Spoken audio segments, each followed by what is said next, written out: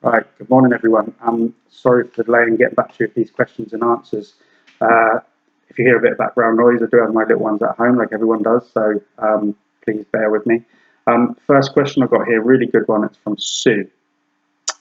Hi Paul, I have a worry that because we are working from home for such a long time that my dog will have separation anxiety issues when we both go back to work. Do you think this might happen, and is there anything I can do to help stop this in advance? Thank you. Hope you and your family are well. We're all really well soon. I hope you're well too. And this is actually a really good question, a subject that I wanted to cover. So perfect time to do it. Yes, you're absolutely right. And yes, there's something we can do about it. Dogs that have separation anxiety, your dog doesn't at the moment, you're worried it's going to develop. So let's nip it in the bud now.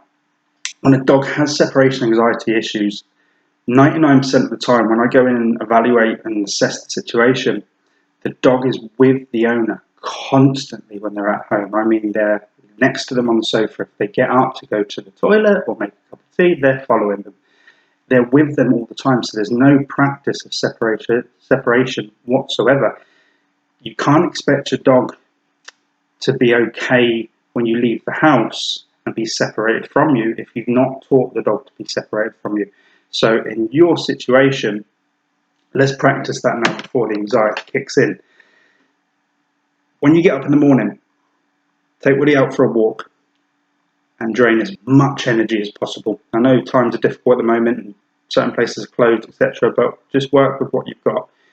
Long lead walks, if you can do some off-lead work, drain as much energy as possible, come home, do that before you start work. That way Woody's starting his day tired, and then he's more likely to go into a rested state. Send him off to his bed or whatever place he's comfortable. You do your work. If you're sat at the desk or sat at the table and you're doing some work, Woody tries to sit next to you and at your feet, send him back to his bed. You're not being mean.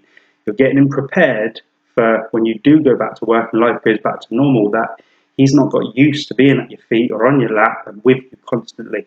We have to just balance this situation out.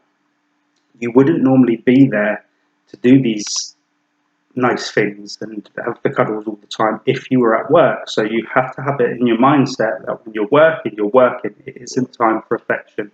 Ask him to lay in his bed and stay there. If you get up to go to the loo or make a cup of tea or anything that is that you're doing and he decides to follow you, you send him back. Obviously you're there at home, so if he needs a wee, let him have a wee. If you want to give him a little bit of affection, but not constantly. That's what's going to cause the problem. Constant affection all the time, constant attention. I'm with you, I follow you, I'm with you all the time, and then you go out the door. Now I'm anxious about that because I've been with you. Separate with you. Practice that and all will be okay. Great question. Hope you're well. And if anybody else has any questions, feel free to send them in. Hope this helps. I can go more in depth with these questions if you like. We're offering obviously Skype consultations with the current situation. And yeah, hope everyone's well.